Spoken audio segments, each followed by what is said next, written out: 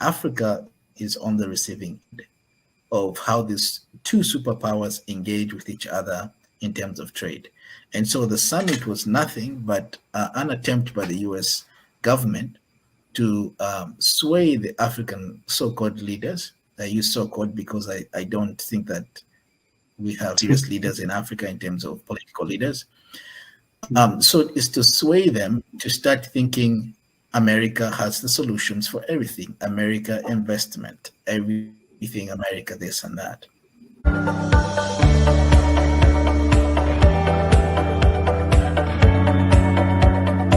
Stands today, it keeps going up by a kwacha or 2 kwacha, and now it's at 27 kwacha.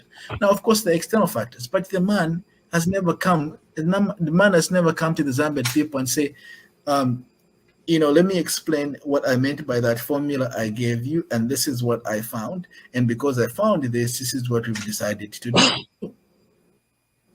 So I think things usually change when politics, things can change overnight, but I think it's wise for the Ministry of Information to be forthcoming and to always put up press conferences, and the HH should have been in the forefront saying, this is the state of affairs. I know I promised to do ABC, but this is what I found. So therefore, we are going to make some adjustment. I think similar to the load shedding situation, I think the solution to these problems is, I think the leadership needs to be in a position where they are able to come forward and tell the people what is happening so that at least the people know. Like they say, communication is the key.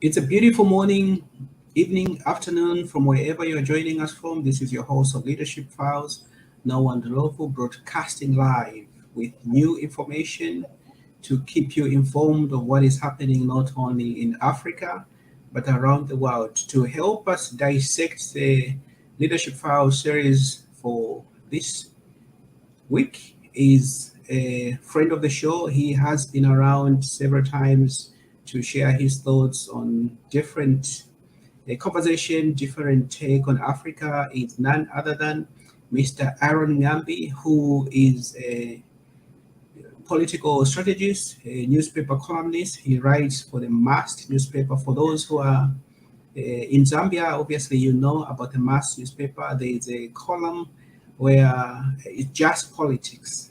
That's where you can catch Mr. Ngambi. It comes out every Thursday in the Mast newspaper. Make sure you check it out every Thursday in the Mast newspaper. So today we are having a conversation with Mr. Ngambi.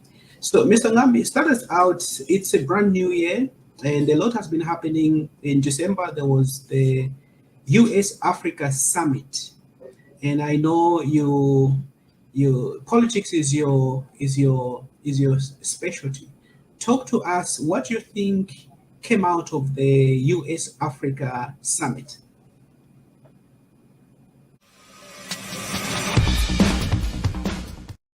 Yes, politics is something that I usually say to people that interests me, something that I understand. If you try to talk to me about rocket science, you definitely won't get anything out of me or any other topics. Mm-hmm. I think that politics is something that interests most people because it affects our lives. It's everything Yes. that we do. So thank you for having me and the opportunity for us to have this discussion. To get to your question about the US Africa Leaders Summit, as it was called, I think it was held in December, if I'm not mistaken, of last year, 2022. Mm-hmm. And you had about 4 states show up or appear at the summit. Of course, out of the 54 countries that we have in Africa as of today.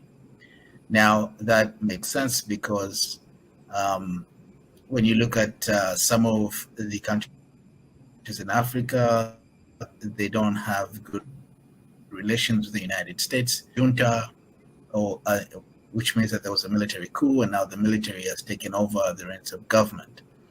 Those specific countries were not invited to the summit. You are talking about Mali and some other places in West Africa. About 49 different heads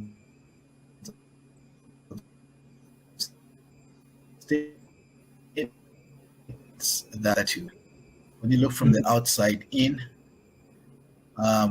the summit looked like such an important event. It was paraded as a successful event, but we have to remember that it was not the first time there was an Africa leaders and US summit.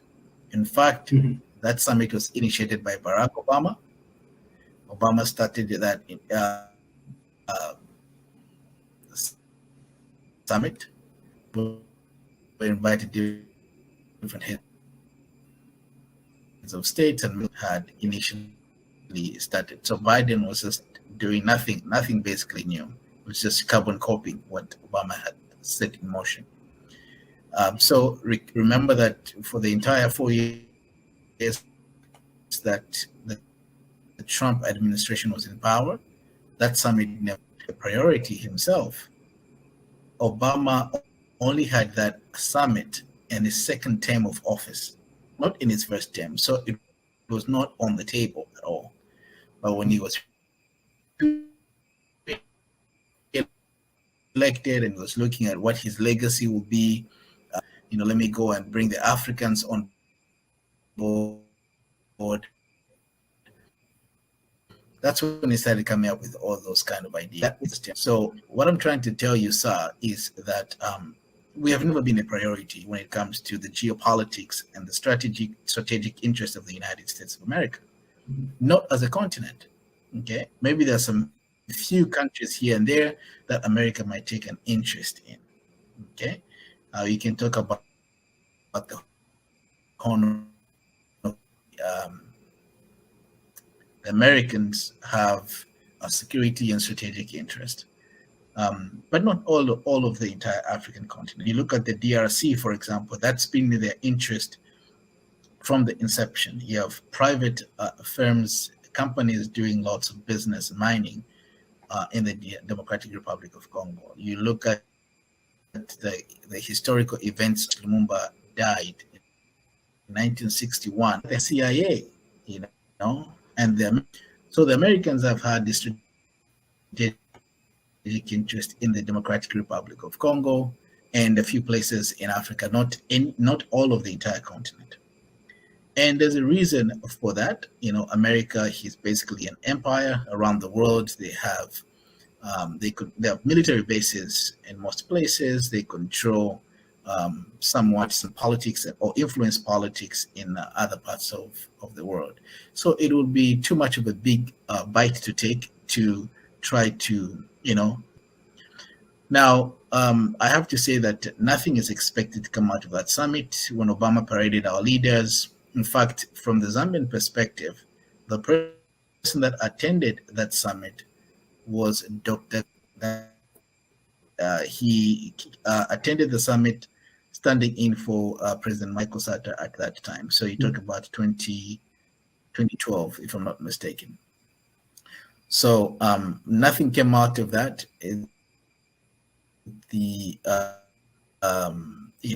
Whatever speeches were given from the Obama era, Trump completely neglected Africa. In fact, called Africa used very strong language to describe Africa, African countries. And then unkind words. I think that's the word. Yeah. So he used some unkind words. And so now you have, Joe Biden come around. He brought that up strategically because, first of all, within the United States, they're not as impressive.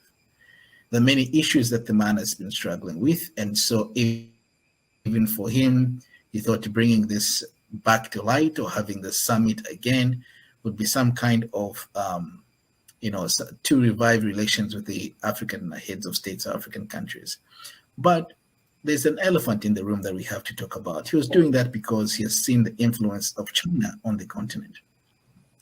For example, the United States just spent about maybe 15 billion to 20 billion US dollars on the African continent in terms of investment in 2021, between 2021 and 2022.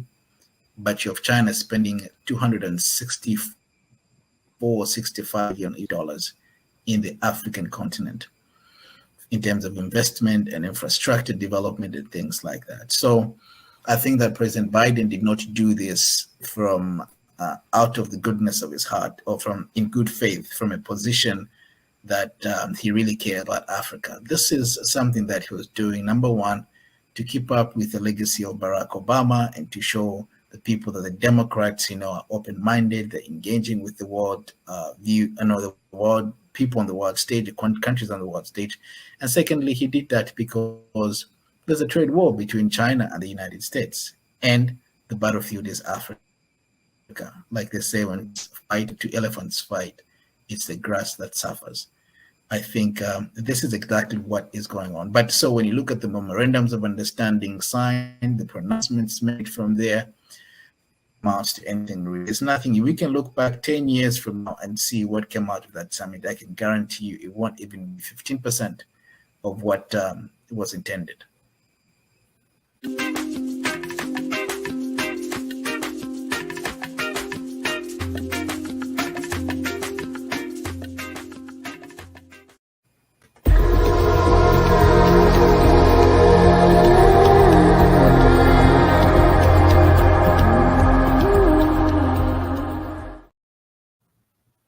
Yeah, we are talking to Mr. Alon Nambi. He's a newspaper columnist for the Mass newspaper.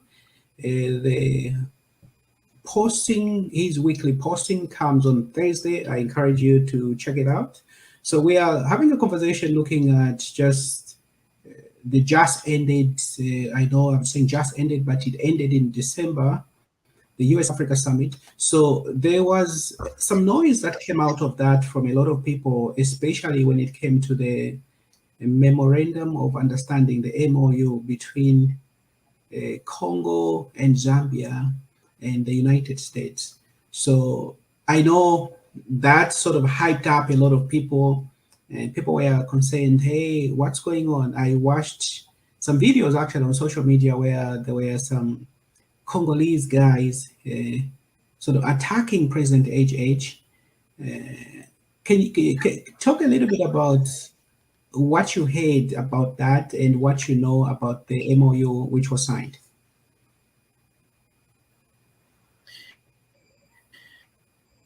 All right, that's a question, and it's a good place to us discuss further or talk about exactly what happened with that. So this memorandum of understanding came about because of the business and the Democratic Republic of Congo wants to go into. And this business venture is the manufacturing of electric vehicle batteries. And the reason for that, it's because Zambia and between Zambia and the Congo, I think the Congo is 70% and Zambia is about 60% of the world's lithium that is used in these electric. And so the attempt was, well, at least the explanation from the government, because we have the resources, we have the manpower, would like to establish plants or factories where we can manufacture these products and then sell them out to the world. In case of Zambia, the president is on record and the government's on record saying that they've actually identified Chingola and Ndola as the two sites where these factories will be established, and they'll build from there. They were saying that because we have the resources, because we have power, but we don't have the know-how, the technical know-how, and the money to begin this project, so we'll engage with the Americans. Okay, so hence during the summit, on the sidelines of the summit, like they said, the Zambian Foreign Affairs Minister and his boss, the president, with the Democratic Republican Congo President Felix Tshisekedi, the Zambian president, and his Foreign Affairs Minister, plus the Secretary of State for the United States of America, Anthony Blinken signed a memorandum of understanding. And that memorandum of understanding was the working relationship between the three countries to actualize this production of electric vehicle batteries. Now, what came out of that was speculation on social media and people saying that actually Zambia and the Congo, they had given up their mineral rights to this resource to the United States government. And to tell you that the problem we have is that we need, when it comes to leadership, leadership is not just about you saying things, it's actually you following through. You say something and you live up to it. And when you do it, okay, whether you do it well or you do it poorly, you have to get back to the people and communicate what's been done. That's the responsibility of leadership. Now, what we saw is that when this story hit the social media waves, there was no actual official statement from the Zambian government. Never heard anything about them disputing these rumors. I don't think there was any actual statement from DRC. I haven't read, put it in French. I mean, I don't speak French, but I tried to look for a circular from their government to dispute these allegations. So in the absence of that communication, you create a vacuum. And it is because of this vacuum that people believe what they see on social media. And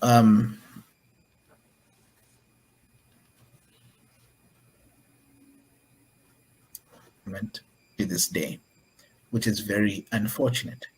But I can confirm with you that a very close friend of mine, a very close mentor of mine,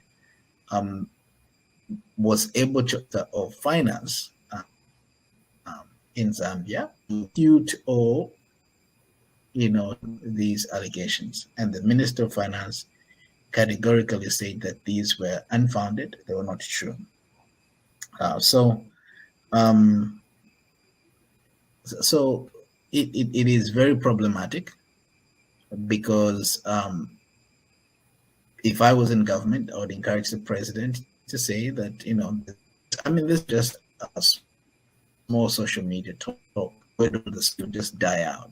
It did not only go viral on social media, but even the opposition leaders, some of the opposition leaders started to tote that line, they started to troll that line and to make it seem like this was factual. But unfortunately, there is no evidence that in that memorandum of understanding find on the website of the State Department of the United States of America, that memorandum of understanding does not suggest that America will take over the mineral rights of what we'll be using to make these electric vehicle batteries. The Americans are coming in as partners and they're providing $150 million to the project. And then the Zambia and the Congo will be the manufacturing base. What I can tell you is that I'm very skeptical about that myself, because the narrative from the government is that they want to export finished product. Okay, so value addition, not just mine these minerals, but assemble them, manufacture, and then assemble, and then the finished electric vehicle be exported to the outside world. I'm yet to see it. I'm yet to believe that that's what we'll do. And the reason it's because we're not doing anything different when it comes to the copper mining. We're still exporting copper cathodes. We still export copper raw minerals, we still export copper concentrate to China and other places, and then they make finished products and sell the products back to us. So if this electric vehicle battery becomes a success, it will be one of the kind. Yeah, we certainly hope something meaningful comes out of these conversations, because I concur with you and I agree, especially on the fact that the lack of what should I say? The lack of input or lack of communication, especially on the government's part, because when things are said on social media, the government has a responsibility to put some of these rumors to rest. So I think when the government is reluctant and people are left to speculate, so you can't blame the people when they speculate on what is happening and things like that. So we're going to take a short break, and when we come back, we'll now transition to looking at the state of leadership on the African continent, and then we'll segue into the state of leadership in Zambia.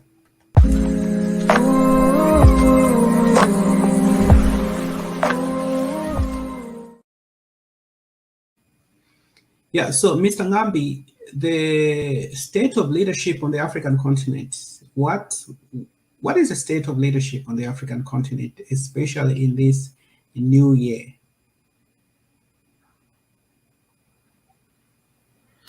All right.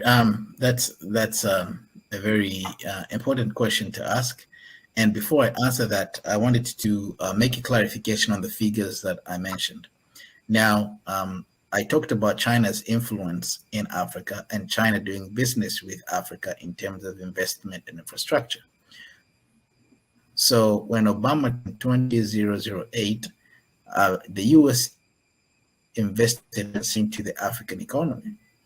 But then, as of 2022, 22, that dropped. Okay, it dropped significantly to only $64 billion. So it was not even $15 to $20 billion. It was about $64 billion. So you can see the sharp drop in the way that America's been engaging Africa and what their interest is in Africa. As of 2020, 2021, 2022, the China investment into the African economy stood at $250 billion. So you look at that and you ask yourself, what is going on?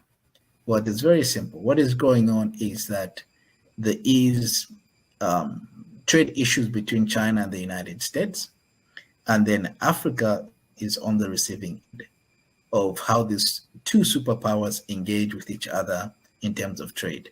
And so the summit was nothing but an attempt by the US government to sway the African so-called leaders. I use so-called because I don't think that we have serious leaders in Africa in terms of political leaders.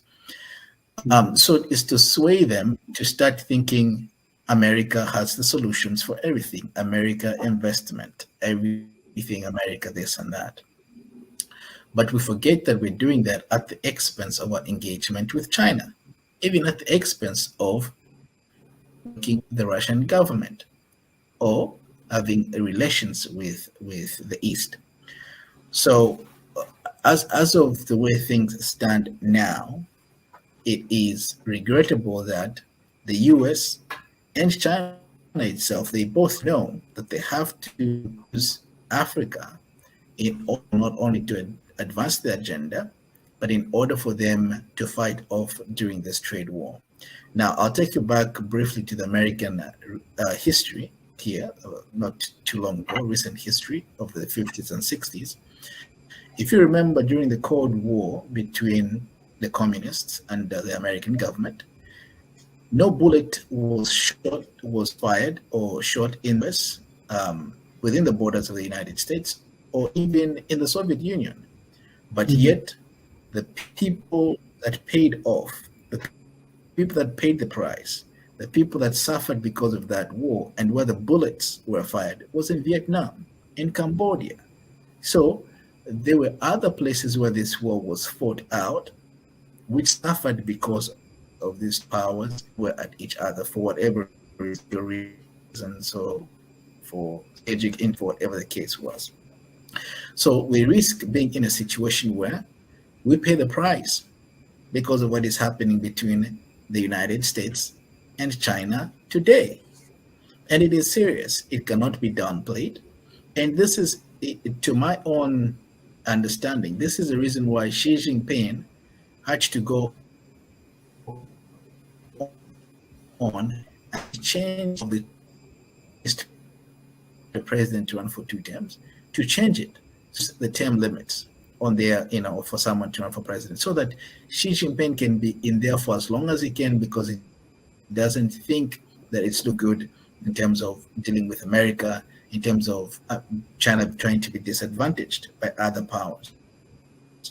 So, going to have Xi Jinping as president, for us to have Putin in Russia, because for them, if they have this strong man that understands the world, the way the world operates, or the way the world works, and they can stand up to America and stand up to any superpower, they'd rather keep that person in power rather than having somebody come. This is the backdrop of where we're coming from.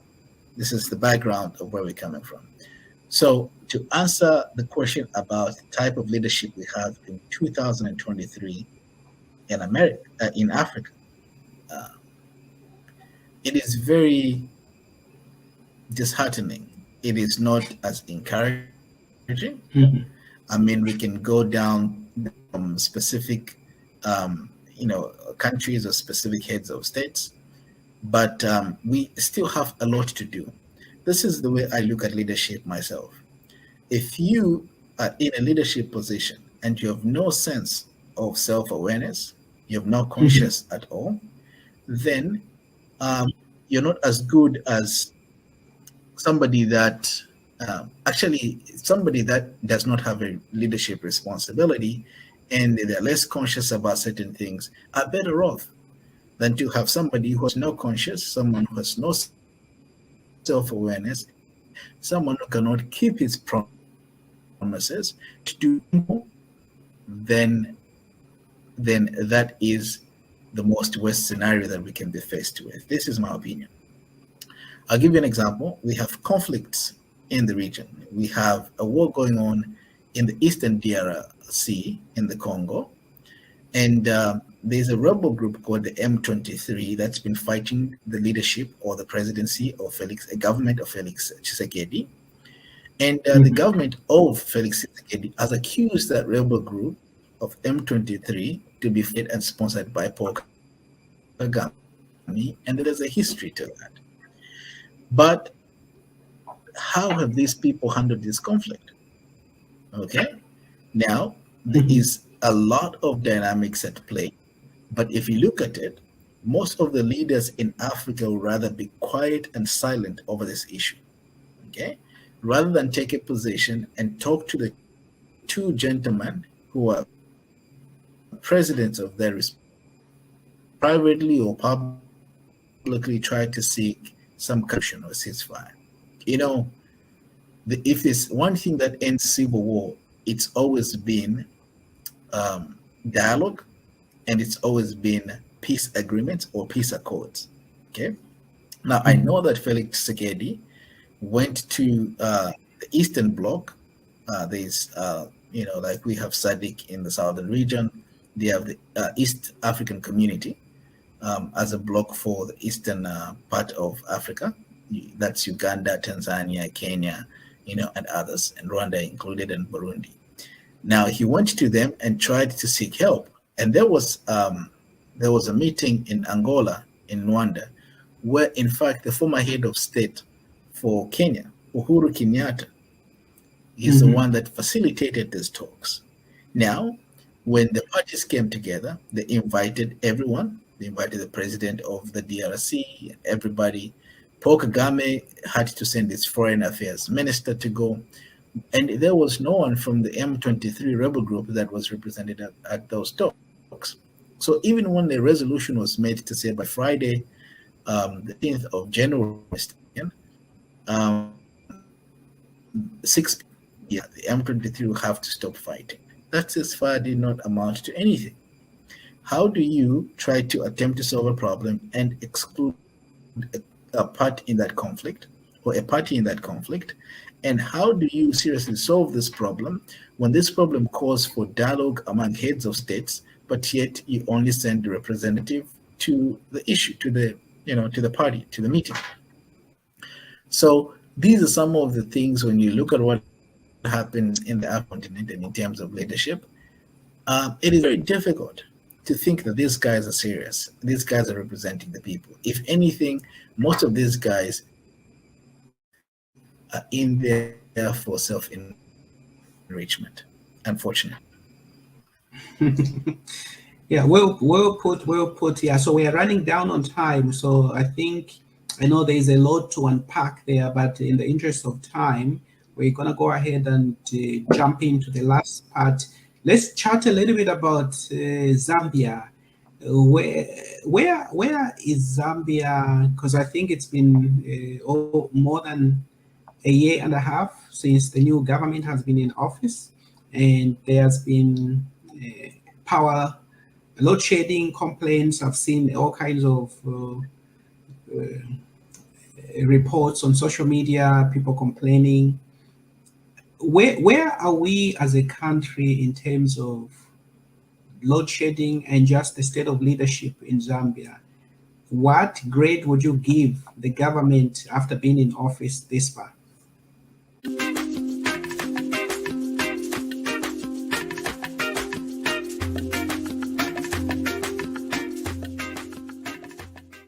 In a country, especially in Africa, the people have so much hopes. The people are excited. The people look forward to things being different and leaders keeping to what they said they would do. We saw that in Malawi, for example, when Chakwera was elected, there was this euphoria, there was this excitement. It was as if there was a love affair in the air, between the people and the president. Now today, you go to Malawi and you look at how Chakwera has performed, Lazarus Chakwera has performed. It is disappointing. It is absolutely a disaster. And the man has not even been in office for 4 years. I think it's going up to his third year, okay? Or 2.5 years, if I'm not mistaken. So this is a challenge we have. We have a similar case in Zambia. President Hakainde Hichilema, when he was in opposition, he promised a lot of things. And I understand. And I think, if I'm not mistaken, must be Times of Zambia or daily news. One of the published almost 200 promises that were made while in the opposition, running up to 2021 elections. And he hasn't even come close to fulfilling half of that. But that is not my issue. My issue is with the president is that, first and foremost, some of these promises will take time for him to actualize them, to fulfill them. Okay? These are understandable. We cannot expect 150 promises that he made. That would be unfair. He has 5 years to deliver. His biggest problem was that he was talking too much, and he was saying things for the sake of saying so that he can be elected. And the man was even giving himself a time frame. For example, when he says something, he says by this time we would do, like the previous president, 90 days. Yeah. Which the other one said 90 days. Yes. President Michael Chilufesata said to the Zambian people, in 90 days, I'll give you a constitution. I'll give you, it will stand the test of time. The man served 3 years as president and he died in office and never gave us a constitution in that 90 days. Okay? So, but the problem is, for President Hakainde Hichilema, is that he lives in a different era. Let's go back to social media and see if Mr. Sata had a Facebook account that was managed by somebody. No, so it's difficult to even remember all the things Mr. Sata said. But here, President lives in an era where you don't have to go far. It is right there in front of you if you have to look at the promises that. So he will be held more accountable. So for him, the standard of measure for his leadership is much higher, and the expectations are much higher. Because if anything happens, the people will say, but he said this picture where he's drawing on the board, and he had a caption saying that the PF are giving us fuel for this amount. I think it was 17 kwacha at the time because of the middlemen. That's why the prices are so high. And so when we come in, we'll cut out the middlemen, and the wastage is almost 3 kwacha. And so we'll be able to give you fuel, as president. I'll make sure that fuel is 12 kwacha. Now, today, fuel is being revised. Fuel prices, the pump price, have been revised every month. And as it stands today, it keeps going up by a kwacha or 2 kwacha, and now it's at 27 kwacha. Now, of course, the external factors, but the man has never come. The man has never come to the Zambian people and say, let me explain what I meant by that formula I gave you, and this is what I found, and because I found this is what we've decided to do. Mhm. So again, plenty of leaders to communicate. There's an opposition political leader I met from Tanzania, and I think he was a wise man. He came to the inauguration of President Hakainde Hichilema. He's a friend of President Hakainde Hichilema. I met him in Lusaka the day before the inauguration at the Holiday Inn Hotel. And he said to us, I was with a few other people, he said, you know what? When the president is inaugurated, the number one job for his team and his people is to manage the expectations of the people. The expectations are high. And he said, I quote him, that in order for you to manage those expectations, communicate with the people. You give them information, what's going on, what you're doing, what you're working on. And that's been a failure when it comes to the UPND and this administration in office. Mhm. I don't know what the Minister of Information is doing, but it's completely not impressive by my standard. Okay, but and everyone wants to allow the president Yeah. to say or to speak instead of the ministers speaking for their ministries, the ministers trying to make sense of anything that was promised with regards to their jurisdiction. So the Minister of Energy cannot articulate why fuel is 2027 kwacha today. Okay, you can look at other things that the president said, but yet you want the president to have a press conference and then start having these hours to explain and walk back on certain things. And even in those explanations, the president has stumbled. He has said he has misrepresented facts. For some of us who are interested in fact checking, the president has misrepresented facts on many things. And so that just becomes a problem. It does not help. Back home, there are Mhm. many issues. I talked about a few. There's also the issue of millimil prices. The PF left the millimil price at 135 kwacha, sorry, for a 25 bag of millimil. Of course, it went up a little bit, and also that goes up with fuel going up. We have to understand that because fuel runs the economy. So the bag of millimil now, in some places, people are saying it's going up to 190, 200, 210, instead 250, up to maximum maybe 250 kwacha in desperate situations. Mhm. But again,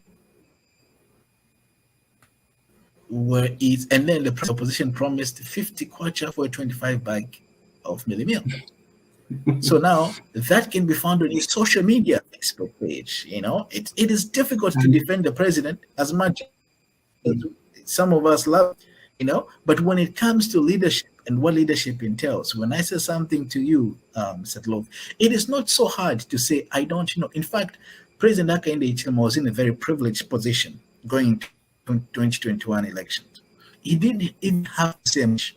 The Zambian people were fed up of the PF. They did not want to do anything with Lungu and his regime because there was so much corruption going on. There was hooliganism and thugs, running markets and bus stations, intimidating people. So the people felt unsafe, insecure in their own country. And so President Hakainde did not have to say anything at all, just to say, raise his hand and say, I'm here, just elect me.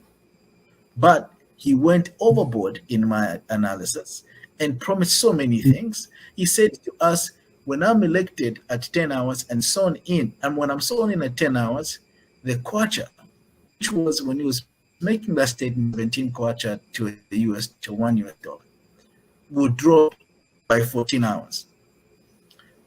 The kwacha is now at one US dollar is at 19 kwacha today as we speak. Of course it fluctuates. So all I'm saying is that, and I understood the point he was making. In that statement, he said it's because of market forces who have confidence in the change of regime. And I supported that. I think I even wrote about that to say this is what happens when governments change hands. This is what happens when stock markets have confidence in an elected person as president. We saw what happened to the stock market president. So I said on principle, I support him. But then when he's president 1 year, 5 months into office, the reality looks different. We're not at fault to remind the president, said, but why is the kwacha not going down? Why are things being done this way? So I yeah, feel like the President Hakainde Hichilema, my God, of Lazarus Chakwera in Malawi cannot be of. Mhm. Yeah. No, thank you, Mr. Ngambi. I think we're gonna leave it at that for now, and we'll definitely come back for a part two to continue this conversation. Just like you say, we cannot paint all the leaders with one brush. We need to sort of dissect the conversation and dive in a little bit more to figure out which ones to separate the men from the boys, if I can use that. So I think as we're concluding here, Fair maybe enough. to your point where you say HH may have been talking too much, maybe his minister of information, they've learned that maybe they don't have to say anything, which is unfortunate. So it would be wise, I think. Things usually change when politics, I mean, things can change overnight, but I think it's wise for the Minister of Information to be forthcoming and to always put up press conferences, and the HH should have been in the forefront saying, this is the state of affairs. I know I promised to do ABC, but this is what I found. So therefore, we are going to make some adjustment. I think if the similar to the load shedding situation, I think the solution to these problems is, I think the leadership needs to be in a position where they are able to come forward and tell the people what is happening so that at least the people know. Like they say, communication is the key.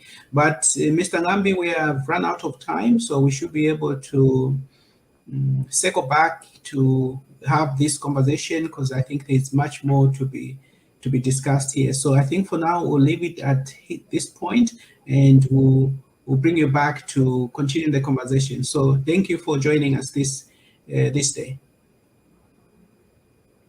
Well, thank you for having me. And I just want to say that President Hakainde Hichilema has an opportunity to be the best president that Zambia has ever had. But, it is because of lack of communicating things that he's doing that will actually bring him down. So he needs to be aware of the circumstances around him and his leadership style and how he can improve on that.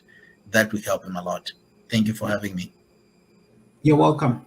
Thank you. Bring you back next time. Thank you.